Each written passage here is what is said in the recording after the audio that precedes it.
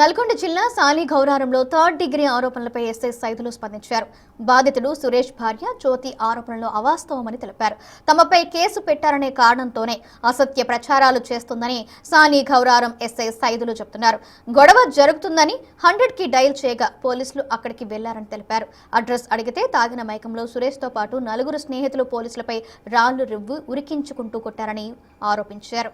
ఆ విషయంలో సురేష్పై case నమోదైందన్నారు SI. సురేష్ని కొట్టడం కానీ అతని భార్యను తిట్టడం కానీ పూర్తి అవాస్తవమని చెప్తున్న ఎస్ఐ సైదులతో మా ప్రతినిధి Ramesh face to face. Shaligouraram SI ఉన్నారు. సురేష్ భార్య కూడా ఎస్ఐపై ఆరోపణలు చేస్తున్నారు. రక్తమొచ్చేలా కొట్టారు, పిల్లలు ప్రాధేయపడ్డా కానీ ఎస్ఐ కొట్టారని కూడా వారు దెబ్బల్ని గాయాల్ని కూడా చూపిస్తున్నటువంటి పరిస్థితి కనిపిస్తుంది. నిజంగా ఎస్ఐ థర్డ్ డిగ్రీ చేశారా, దెబ్బలు కొట్టారా? మనం ఎస్ఐని అడిగి తెలుసుకుందాం. చెప్పండి, మొత్తం మీద సురేష్ భార్య కూడా ఆరోపణలు చేస్తుంది. కొట్టినటువంటి దెబ్బలు కానీ డాక్టర్ సర్టిఫికేట్ కానీ చూస్తున్నటువంటి పరిస్థితి, అసలు ఏం జరిగింది? అదేం లేదండి, పోలీసు వాళ్ళు కొట్టింది దెబ్బలు అయితే ఏం లేవు, మేము కొట్టింది ఏం లేదు. 1 తారీఖు చిత్తలూరు గ్రామంలో 1 తారీఖు 5వ నెల 2026 నాడు సాయంత్రం మాకు 100 కాల్ వస్తుంది. 100 కాల్ వస్తే డ్యూటీలో ఉన్న పోలీస్ ఆఫీసర్సు చిత్తలూరు గ్రామానికి వెళ్తారు.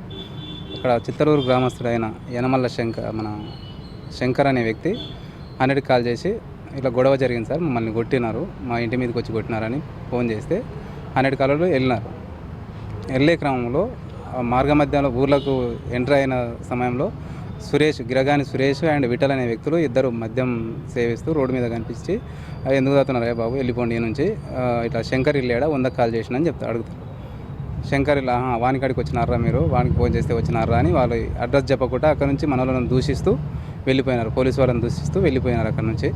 సరే, మన కానిస్టేబుల్, డ్యూటీలో ఉన్న కానిస్టేబుల్ శంకర్ ఇల్లు ఎలా కనుక్కొని వాళ్ళ ఇంటికి పోయి ఎంక్వైరీ చేసి ఏం జరిగిన విషయం ఏంటంటే గిరగాని సురేష్ మరియు వాళ్ళ పెదనాన్నకు ఉన్న గోడ విషయంలో ఇతను శంకర్ అనే మేస్త్రి ఆ గోడ కట్టడానికి వెళ్ళినప్పుడు అరే కులం పేరుతో దూషిస్తూ నువ్వు ఈ గోడ ఎట్ట కడతావురా అని తిట్టి ఆడ కొట్టడం జరిగింది. కొట్టిన క్రమంలో వాళ్ళిద్దరు కొట్టుకున్నారు. గొడవలు వాళ్ళిద్దరు ఇంజురీస్ అయినాయి.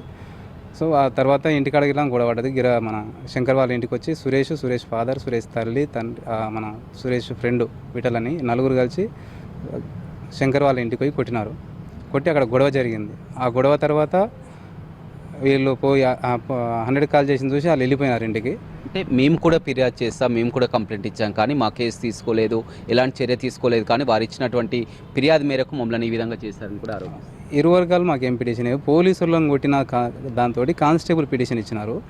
మామూలు పోలీసులను ఎంటబడి రాళ్లతోటి తరిమి కొట్టినారు. ఆ ఊర్లకు కళ్ళల్లో కారం కొట్టి, అంటే సురేష్ అనే వ్యక్తి తన చేతిలో ఉన్న పళ్ళెంలో ఉన్న కారంతో పోలీసుల మొహం మీద కొట్టి వాళ్ళ ఫాదరు ఆయన ఇద్దరు కలిసి ఒక గ్రామంలో ఊరికి వెళ్ళినప్పుడు పోలీసుల మీద ఆ విధంగా అంతగానం దాడి చేస్తారంటారు.